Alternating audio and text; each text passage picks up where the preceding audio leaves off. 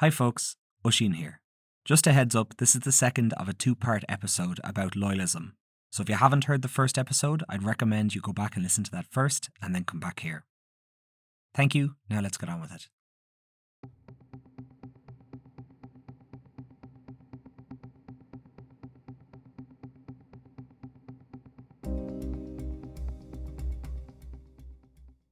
This is the Troubles Podcast, a podcast which explores the violence and bloodshed that occurred in Northern Ireland, the Republic of Ireland, and Great Britain, as multiple sides and organisations waged a bloody conflict over the status of Northern Ireland. We just left off in the last episode explaining the difference between the UVF and the UDA. Now we're going to get into two of their most bloody feuds. When it comes to loyalist paramilitaries, it seems that they were not immune to the feuding that seemed to move through Irish paramilitaries like a fever. The loyalists in the 70s and in the late 90s would endure the same carnage that erupted between many Republican factions. Although when observed, many of the feuds that plagued Republicans were based on splits that usually ran along the lines of serious political and ideological differences. For example, the Provisional IRA lashed out against the Dublin-based IRA because they believed that the Dublin-based IRA failed the Catholics in the north. The Provisionals wanted to take the fight to the British. Many Irish paramilitary groups seemed to clash because of ideological differences. So can the same be said for loyalist groups? That's a question we're going to look into in this episode. The first feud that we're going to cover happened in the mid-1970s. And the second feud occurred in the year 2000, after the signing of the Good Friday Agreement. But let's begin with the feud of 1974. As we've mentioned earlier, the UVF was alarmed by the rapid growth of this working-class vigilante paramilitary, and watched the UDA closely, even going so far as to send UVF men in secret to defence meetings where UDA men would gather above pubs or at the back of town halls, and discuss this new organisation. But the UVF kept their distance. For now, the UDA was still in its infancy, and the UVF was highly active in assassinations and bombings. However, the scale and size of the UDA could not be ignored by the UVF. By its sheer size alone, the UDA could rightly demand a place at the negotiating table with representatives of Westminster. This is something that angered the UVF, as they believed that they were the real militant force, and they were the ones that Westminster should be listening to, not this perceived giant group of amateurs.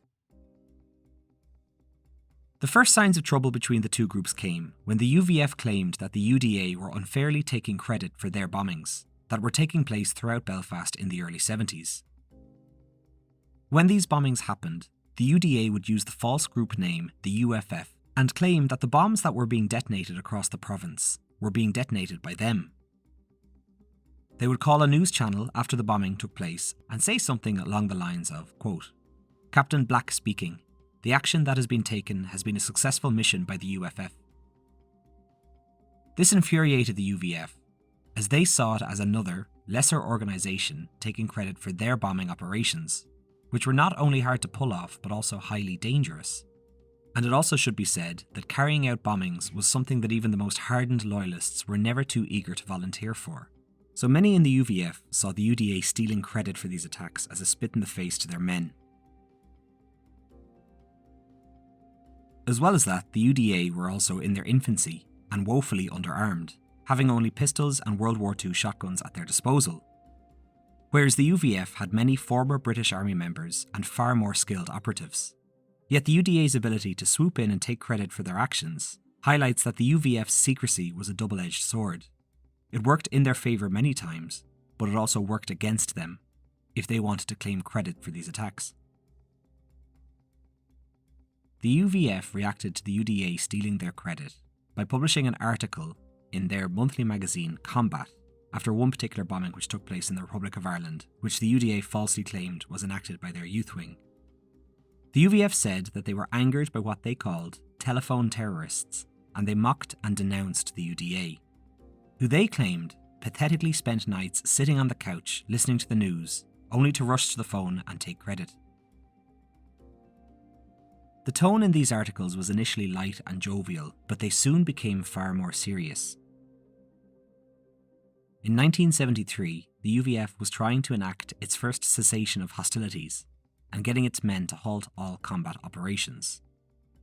And during that time, they coldly told the UDA, through the magazine, that the UVF will take the harshest and most extreme measures against freedom fighters.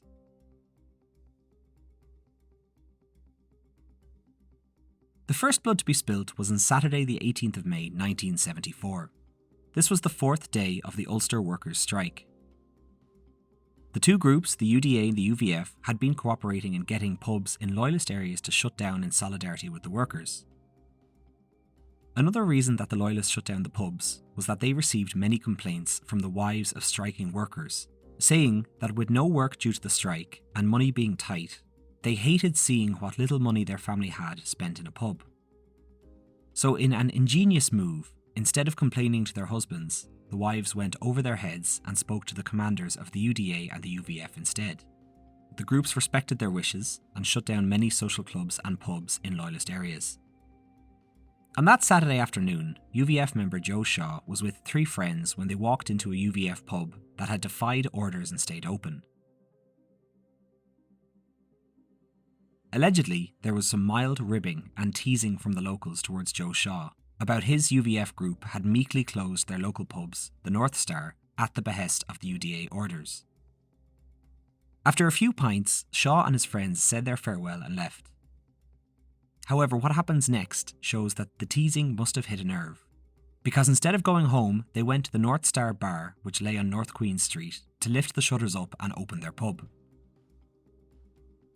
After what must have been several hours, a passing UDA car observed that the lights at the North Star pub were on. According to multiple sources, the UDA patrol went into the UVF bar and ordered the men to shut the pub and go home. Apparently, Joe Shaw and his fellow drinkers didn't take too kindly to be ordered home by the UDA, and responded to the order by launching pint glasses at the men, forcing them to leave.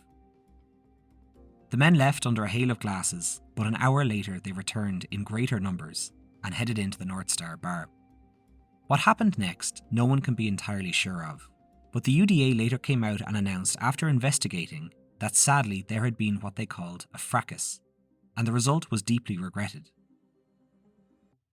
Well, some would call it that, but others would be more than right to call it a violent brawl, and at one point in the fight, a shotgun appeared and there was a blast, and Joe Shaw, the 22-year-old UVF man, lay dead in a pool of blood.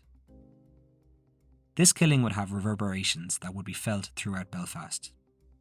The death of Joe Shaw was the catalyst for a full-blown vendetta between the two groups, and now that a death had occurred, this mutual mistrust, suspicion and outright hostility had a green light to be fully let loose upon the streets of Northern Ireland. Over the next 3 months, there were tit-for-tat shootings across Belfast, as both sides firebombed each other's pubs and houses, and the mood was very tense. David Irvine stated to Jim Cusack that he was constantly looking over his shoulder and was carrying a revolver everywhere. The violence wasn't just isolated to Belfast and occasionally spilled out into other parts of the province as well. An attempted bombing attack was carried out on Bobby McKee, a UVF commander in Antrim. The device failed to ignite, once again highlighting the UDA's inexperience when it came to explosives. On the other side, the UVF showed zero hesitation in showing off their bombing proficiency against their fellow loyalists. This was evident when the Bunch of Grapes pub, which was a UDA meeting ground, was flattened by a UVF bomb. The UVF continued with their tirade and set off smaller devices, destroying the homes of multiple UDA men. It was recorded in that summer of 1974, 20 houses across Belfast had been sprayed with machine gun fire. This violence dragged on into 1975, yet the UVF were about to take things up a notch. It must be noted that although the feud between the UDA and UVF was deadly, there would be normality and moments of cold civility. Again, like I mentioned in the earlier episode, these two people weren't on different sides of a fence or a border. They were living in the same places and drinking in the same pubs. But when things turned sour, and there were moments of deadly violence, 9 times out of 10, the scene was set in a pub. Indeed, authors Jim Cusack and Henry MacDonald have stated that whilst not wanting to sound slanderous to the Northern Irish people, and Irish culture for that matter, we cannot underestimate the role heavy drinking has played in feuding in Northern Irish paramilitaries. This has been highlighted in the website Dying for a Pint, which shows just how many murders and bombings took place in pubs across Belfast and Northern Ireland. I'll make sure to leave a link to that website in the show notes. It was on the night of the 15th of March 1975 that the young UDA man John Fulton and Stephen Goatley were drinking in the Alexander pub on York Road, North Belfast. They were with a group of friends, and there are allegations that a few hours earlier they had engaged in a violent brawl with UVF men in another pub and came out victorious.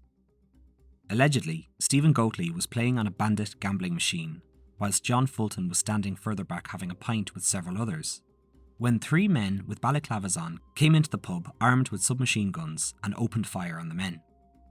Goatley was killed instantly and Fulton was cut down, dying moments later. Several others he was drinking with were severely injured in the hail of gunfire.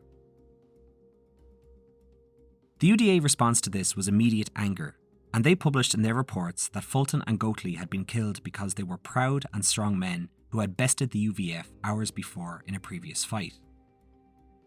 So the UVF men came back and killed them out of anger and shame. This view that the men were killed out of anger and shame is most certainly a cinematic view of the events. There was, however, a different take on the attack, and many experts on this topic have concluded that the UVF walked into the Alexander Bar that night as a result of the investigation into the death of one of their members, Joseph Shaw. The UVF had concluded months earlier that it was John Fulton and Stephen Goatley who were responsible for his death, and the deaths of Fulton and Goatley showed that no one can be under any illusions of how determined the UVF could be when it came to retribution. I just want to stop for a second here and try and contextualise exactly how dangerous Northern Ireland was in the year 1975. So while the UVF and UDA men were gunning each other down in pubs, the INLA and the official IRA were causing havoc and shooting at each other in broad daylight. The provisional IRA were rearming in secret. The Shankill Butchers were restlessly awaiting the release of their commander, Lenny Murphy, from prison. And just because there was a feud amongst loyalists didn't mean that they had halted their sectarian assassinations. In April of that year, the UVF bombed the Strand Bar, killing 6 Catholics. Northern Ireland and the streets of Belfast in 1975 was a chaotic and dangerous place. Now anyway, back to the UVF. After the killing of the 2 UDA men, it seems that they weren't finished and were about to perform their most gruesome and bloody act. It was April 7th, 1975, when a furniture van was making deliveries along the Shankill Road. This van was driven by Hugh McVeigh from Ballybean Estate and David Douglas of East Belfast. Both were seasoned UDA men, and on this day they were just going about their job. Nothing seemed amiss until their van was discovered the next day on the Antrim Road, with the engine off and the driver and passenger absent. More ominously, all of the furniture gear was still in the van, so this wasn't just a theft gone wrong. The UDA conducted research as they had been deeply concerned that the men had been taken by the Provisional IRA. So serious were the UDA in finding their comrades that they warned the RUC that they would murder a Catholic every day the men continued to be missing. In a strange break from tradition, the Provisional IRA made the unusual step of coming out of the shadows and vehemently denying any involvement in the men's disappearance. The UDA stood down but watched the IRA closely, but they started to suspect a different group. Without any proof of their suspicions, the UDA wasted no time mourning their fallen and missing comrades. They leapt into action against the UVF, and this time their target was UVF commander Ken Gibson. Ken Gibson was no stranger to attempts on his life, and his home had been bombed over a dozen times, which led many of his counterparts to wonder why he called it a home when it was more of a trench.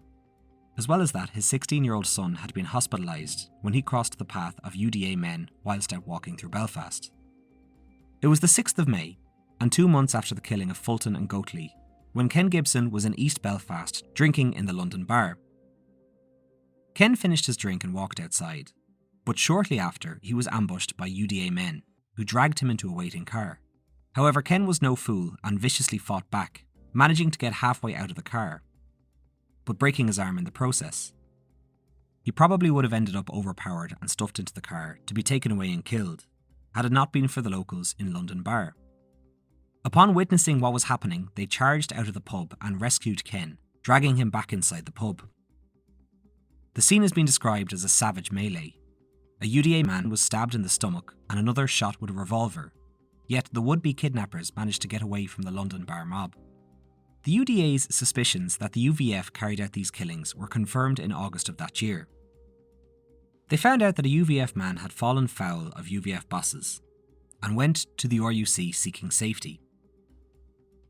In exchange for his safety, he had to give the RUC information, and he admitted what the UVF had done with McVeigh and Douglas, telling them that the men were abducted at gunpoint by the UVF on the Shankill Road and then moved to a UVF stronghold, beaten up and put in a van. The RUC were then led to an area in Island McGee where they discovered the decaying corpses of Douglas and McVeigh. The men had their hands and legs bound and they had both been shot in the back of the head. In the wake of this revelation, the RUC came down hard on the UVF. Dozens of men were rounded up, and after a lengthy and expensive trial, over 26 men were jailed for their connection to the brutal double murder. 8 life sentences were imposed, while the jail time between the 26 men amounted to around 700 years. The Loyalist community was stunned, not just because how damaging the sentencing had been, which many observed virtually pushed the East Antrim Brigade of the UVF into non-existence, but also how Loyalists could do such a thing to fellow Loyalists. Many Loyalists, such as Billy Mitchell and Johnny Adair, have stated that the Loyalist world is a brutal one, and an enemy is an enemy, whether they are nationalist or UDA. It was kill or be killed. One would expect that in the wake of this revelation, the UDA would launch a full-blown retaliation against the UVF, but it never came. Indeed, there were still brawls, and allegedly 1 or 2 men got killed in bar fights, but the UDA never mounted an assassination campaign against the UVF. So why not? The answer is unclear, but again, these were very complicated times, and the UDA needed to prepare in case the Provisional IRA decided to attack in the face of a ceasefire collapse. Or maybe they were too busy conducting sectarian assassinations or combat missions. Many have suspected that the UDA secretly realised that they had bitten off more than they could chew, and that the UVF was more deadly than they realised. In addition to this, the year-long feud with the UVF yielded them nothing. Many of their pubs had been destroyed, and dozens of their men had been hospitalised, and 5 of their men were dead. So in 1976, without anything being officially declared, the feud more or less just fizzled out. The real tragedy of this feud was that many were left scratching their heads thinking, what was this over? Nobody could find any legitimate reason that any of the problems between the UDA and UVF could not be resolved through diplomacy and dialogue. Some have criticised the Loyalists, saying this feud was simply due to the thuggish nature of loyalism and that they just can't help themselves. The author of this episode would say that is usually just anti-loyalist trope. However, it does have to be noted that the majority of these violent events took place in pubs, and we cannot ignore the inextricable link between heavy drinking and violence when it came to these paramilitaries. Another possible key reason for this feud was probably the level of decentralisation within the UDA and the vigilante street element. This meant that the UDA had a higher degree of being autonomous, which would lead to them being uncoordinated and spontaneous, such as the beating up of Joe Shaw. The author suspects that if the UDA had more micromanagement within their ranks, certain fatalities could have been avoided. Whatever the reasons for the feud of 1975 and 1976, it would appear that none of the lessons were learned, and would actually repeat themselves again in the year 2000, which would leave 7 men dead and dozens with lifelong injuries. And it would also alter the social fabric of Shankill.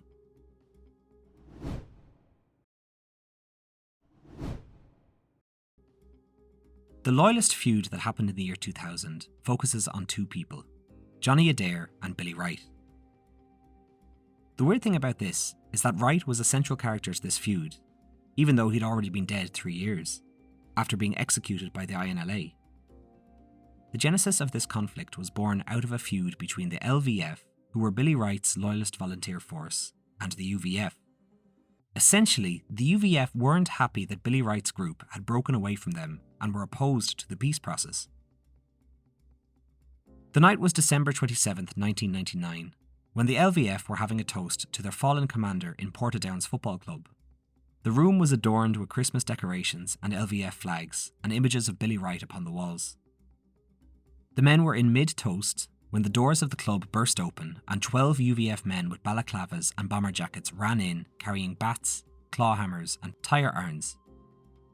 The UVF stormed into the room and, according to one witness, they began, quote, hammering the daylights out of everyone. Many of the attackers were hardened UVF men who had been through the chaos of the 80s and the early 90s, and after inflicting a savage attack on the members of the club, they sped off into the night in cars that were waiting outside. The LVF were angry and they wanted revenge, and the following Monday they would get it, when they would gun down UVF commander Richard Jameson outside his home in Derry Lateef, 5 miles outside of Portadown. So while this violence was going on, one person was standing on the sidelines, watching everything unfold. That person was Johnny Adair. He was the commander of the UDA's C Company, and he will get his own episode eventually. He was a central character in this feud, which was significantly different from the feuding of 1975, which was a lot more chaotic and less organised. This feud was different. It was coordinated, it was bloody, and it was personal. Johnny Adair's C Company of the UDA forged a tight bond with Billy Wright's Loyalist volunteer force, and both groups rejected the Good Friday Agreement. The LVF was also making a lot of money from something that Johnny Adair desperately wanted to incorporate into the UDA: drugs. Adair also had what some of his fellow UDA men felt was an admiration for Billy Wright and his LVF, going so far as to call Wright and the LVF the daddies. The UDA men felt this was embarrassing because the feeling, whilst Wright was alive, wasn't mutual. Wright had a thinly veiled contempt for Adair, with his tattoos, muscles and gold earrings, and the LVF never really returned the compliment. Another reason Adair wanted to become close to the LVF was that he despised the UVF, for reasons which seemed to span 3 generations.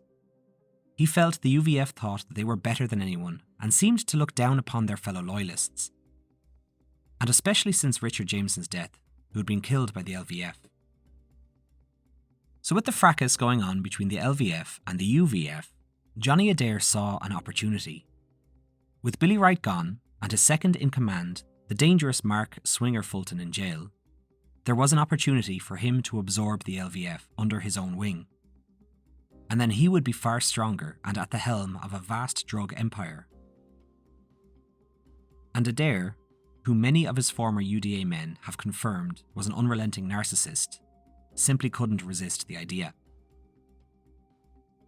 The tensions were becoming worse and worse on the Shankill Road between the UVF and the UDA's C Company. Many UDA members were also concerned at how close Adair was dragging them into the conflict with the UVF by goading them. Evidently, some still had memories of the darkest days of the 70s. Adair had his men paint Billy Wright murals in UVF areas and was also trying to recruit young UVF men. But as it stood, the violence was very minimal and things had not bubbled over. This changed on August 19th, 2000, when Adair decided to hold what he coined a Day of Loyalist Culture. This saw up to 10,000 UDA men descend on the Shankill Road in a brazen show of paramilitary strength. They were joined by drummer and flute bands, with UDA flags flying high. The UVF were somewhat disturbed by this idea, but allowed it to go ahead as long as no LVF flags were flown. The UDA promised that there wouldn't be, but only Johnny Adair and those closest to him knew what was going to happen. So the Day of Culture went ahead under brilliant sunshine, and thousands of UDA members marched through the Shankill, and people waved Union Jack flags from the curbs and cheered them, and all was going well. There was even a truck covered in UDA banners, in which the infamous Michael Stone stood on top of it. Many noted that Stone looked deeply embarrassed by the whole affair. Stone is the man who opened fire and threw grenades in a graveyard, killing 3 people for those who may not remember. The day had a festival air to it, with bouncy castles and light shows for the children, and everything seemed fine during the day. Some noted that something was amiss, and UDA commander Billy the Mexican McFarland said later to writer David Lister, quote, "Something wasn't right. As we were marching, we noticed this other band came from nowhere and tagged on behind. All was well until 3 p.m, when the UDA marching band reached the Rex Bar, a well-known UVF pub. As the last marching band came up the road, they were halted outside the bar. They began marching on the spot and banging their drums, when suddenly a large banner was unfurled, fluttering in the wind. It was a banner for the LVF. What happened next, one witness said, quote, "It suddenly started raining pint glasses on the band. Dozens of men ran out of the Rex Bar and an enormous brawl erupted on the street. At that moment, when the UVF men were fighting with the LVF band, UDA captains Sam McCrory and Gary Smickers came charging up the road with nearly 200 C Company UDA men, shouting 'C Company fall in.' The UVF men ran for their lives and barricaded themselves into the Rex Bar. RUC helicopter footage would later show what was basically a small army laying siege to the bar, as the men inside barricaded the windows with chairs and tables. However, some of the UDA men produced handguns and fired shots into the bar, wounding 2 men and 1 woman. After an hour, the UDA men dispersed, but Johnny Adair was still determined for the day of culture to go ahead. The day then took on a bizarre and menacing tone, as Adair went around the Shankill gathering people to watch a UDA awards show and watch gunmen fire off a volley of shots, whilst he disappeared behind a van only to re-emerge in army fatigues and fire a pistol into the air. Then an hour later, he held what one journalist called an outdoor rave, complete with fireworks and himself running onto the stage to shout about the strength of the UDA and how they would take over all of the lower Shankill. By 8 p.m, many people had left to go home, but Adair wasn't finished. At the rave, he ordered his captains to take the fight to the UVF. And that night, across the Shankill, dozens of homes of families were shot up, and the next day, over 30 families were forcefully displaced out of their homes, including the former leader of the UVF, Gusty Spence. Over the next week, due to threats and violence, over 200 families left the Shankill, and nearly 600 were rendered homeless, changing the Shankill's demographics forever. However, 2 days after the infamous Day of Culture, the UVF retaliated, showing that they couldn't just be pushed around and have their families displaced.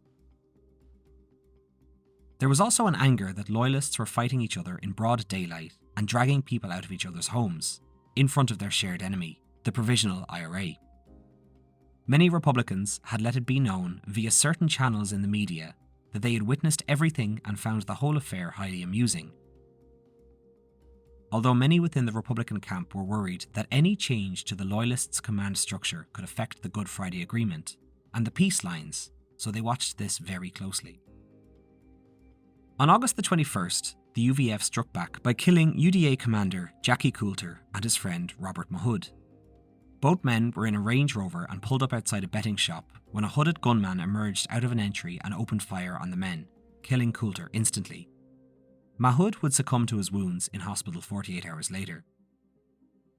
The bloodshed would continue within 1 day of this incident. Cars were torched, buses were told not to run, and guns could be heard firing across the night above the Shankill. The violence had grown so great that for the first time in 2 years, the British Army had been brought back out onto the streets, and Shankill was now a ghost town. Adair wanted revenge for his 2 fallen comrades, and his first target was former UVF man Billy Hutchinson. This was more of a personal target than a strategic one. Adair hated Hutchinson because Hutchinson was all the things Adair wasn't: articulate and politically minded. Adair wanted him gone, but now during this feud, people close to Adair believed that he was going mad for power. He wanted to destroy the UVF and become the kingpin of loyalism. Owning all of Shankill became his obsession. One special branch officer who had watched Adair covertly stated that Adair thought that the Shankill was the centre of the universe and that everything revolved around it. Yet Adair found that this feud with the UVF was harming him too. He was at great risk of assassination and his movements were now very limited, but he still wanted to get his revenge and he wanted to get to Hutchinson. On the 22nd of August, as Adair was stopped at a checkpoint, armed RUC officers swooped down on Adair and took him back to prison, revoking his licence of release. His licence was revoked after seeing his behaviour on the day of loyalist culture and seeing the violence that had erupted since then. Allegedly, when Adair was grabbed out of his car, he turned to the officers and said, "I think you guys have just saved my life." With their leader away, one would be tempted to think that hostilities would cease between the two groups. But that's not true. The UDA's C Company continued their attack. As Adair was having his mugshot taken in prison, two men of C Company burst into the house of UVF man Sammy Rocket as he sat in his living room chair watching TV and shot him multiple times. This was to be the last fatality of the summer. Many quietly hoped that with Adair in jail, hostilities would abate. And for several months they did, until the night of the 28th of October, when UDA man David Greer was brutally murdered by UVF men in Tiger Bay, a suburb of Belfast.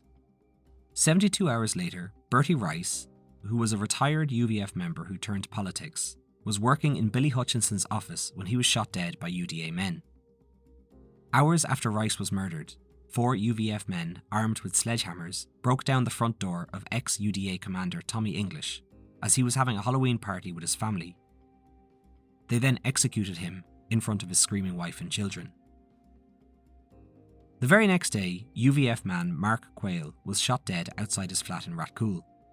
He was the 7th and last victim of this feud, and after his death, a grudging peace deal was agreed by the end of that year. The UVF and C Company would have to learn to live alongside one another. So that was the end of the Loyalist feud in the year 2000. Many people who have studied loyalism, in the media and in circles of academia, note that what makes the feud in the year 2000 stand out from other feuds is that while the feud of 75 was violent, it was more mindless and less personal. This feud was the opposite. The UDA, acting in tandem with LVF men, accused some of their rivals of being mentally ill or having learning difficulties, being drug dealers and drug addicts, and there was even one accusation of a UVF man having a sexual affair with his older sister. These absurd and baseless accusations reveal the level of venom and acrimony between the two paramilitary groups. The UVF realised that engaging in such accusations were a waste of time, and there was only one figure that they had on their sights: Johnny Adair. His desire for power and to absorb the LVF, and to expand his wealth through drug dealing, was immense, but at the end of all this feuding, he was left no better off than he was when he started.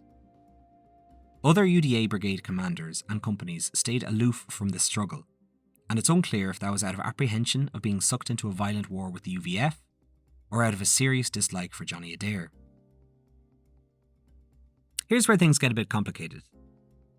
But it's important how we view this feud, because it symbolises how we view loyalist organisations as a whole. Many within the media have stated that this had zero political reasons and was just shaven-headed thugs fighting over drug trades, a turf war with flags and flutes. This is a lazy and convenient view.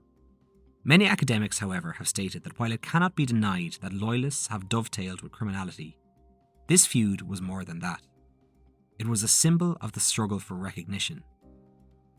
Who were the true loyalists? Was it the UVF? The UDA thought that they were elitist and besotted with their own image and felt they were better than everyone. Well then, was it the UDA? They believed that the UDA represented the real Protestant. But as we know, the UVF found this idea laughable and called their counterparts milkmen with guns. The feud that raged in the year 2000 forced loyalists to ask questions that are still relevant today. Who are the true defenders? And what is it that they are defending? One of the lasting consequences of this feud was that it made it so much harder to convince the UDA and the UVF to decommission their weapons. They did still see the threat of the IRA, and for the most part they were happy to let the Police Service of Northern Ireland deal with them. The main reason they wanted to keep their guns was for what they deemed the greatest threat of all, each other. So that's the end of the story of the feuding between the UDA and the UVF. Both found themselves different in structure, rank, goal, and history. One was more centralised, more militarist and secretive, and the other being far bigger with greater levels of decentralisation and prone to vigilantism. It can't be denied that both organisations were equally terrifying, causing violence throughout Northern Ireland equal to that of their Republican enemies. This episode has shown that the UDA and the UVF were not incapable of strategic thinking. They were very politically active, and most importantly, they could be very determined to achieve their goals. But the UVF and UDA are not different sides of the same coin. They are separate entities with different histories and a different makeup. If they mirror each other in one respect, it has been in their targeting of innocent Catholics who had nothing to do with the IRA. Many rank-and-file UDA, UVF men have concluded that their strategy of random sectarian killings was effective. As one former UDA man anonymously stated in John McGarry's book, Explaining Northern Ireland, if they killed one Protestant, we'd kill 5 Catholics. Eventually, we got their people to say to the IRA, "Yous have got to get to the table and talk." It also can't be ignored the impact that the UDA and UVF had on the Republic of Ireland, which was seen after the horrendous Dublin and Monaghan bombing. As times have changed so much, and hopefully for the better since the dark days of the events described here, there is still much at peril for Northern Ireland and at risk since the great changes of demographics and Brexit. But what of the UDA and UVF today? How do they feel about each other? As one Belfast academic told the author when asked the question, he said, quote, "Let me tell you, any day of the week we can get a former INLA commander to sit next to a UVF man and get them to talk about the past, and it's grand. But a UVF man and a UDA man in the same room? Forget it. Never chance. There would be uproar." I think that can tell us all we need to know. That's it from me. Thanks, and see you next time.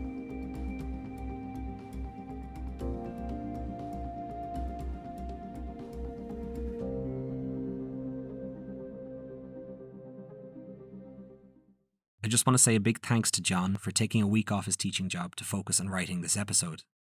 I asked him how he felt about writing it, and he had this to say. Well, writing the episode was very, very enjoyable. It took a tremendous amount of research to do to find the right sources, but there really is some brilliant ones, such as Balaclava Street, Henry MacDonald, Joe Cusack. There really are some brilliant sources. It was really good to study as well and to write about, because I think if there was one thing that I portrayed which I really wanted to show was that the UDA and the UVF are different, as there can be a tendency to portray loyalists or people to view them as one-dimensional. There's no differences in goal, strategy, and there really is. And I think I tried to show how determined and how dangerous they could be as well. But it was really, really fun to write. I enjoyed it. Don't forget, if you want to see more of John's writing, you can do so over at his Instagram page called The Troubles Archive. This episode also marks the end of the 3rd season of the Troubles podcast, and it's been another huge season for me, and I just want to thank you all for taking the time to listen to these episodes. I'm not going to lie, this season was quite difficult to write, as my main job has become significantly more busy, leaving me with less and less time to write episodes. I'm going to take a break for a few months, but this podcast will definitely be coming back, and with the amount of episode ideas still remaining, there will definitely be more seasons of the podcast to come. Please feel free to keep reaching out. I've been loving all your messages and I love your episode suggestions, and you can do so over at troublespodcast@gmail.com or on any social medias, Instagram, Twitter, where I'm on them all. But I do love hearing from listeners. So what else does the future hold? John and I are also looking into launching a second podcast focusing on conflict around the world. And I'm also in the middle of a project about one particular attack during the Troubles. and if all goes well, that will get its own mini-season. So that's it, really. If you've enjoyed this podcast and listened to all the episodes, or even just a few, there's a lot, please make sure to leave me a review wherever you listen to your podcasts. That really helps this podcast to grow and get more listeners around the world. If you want to support the podcast financially, you can do so over at patreon.com/The Troubles Podcast, or buy me a virtual coffee at buymeacoffee.com/Troubles Podcast. So thanks again, everyone. I'll see you next time.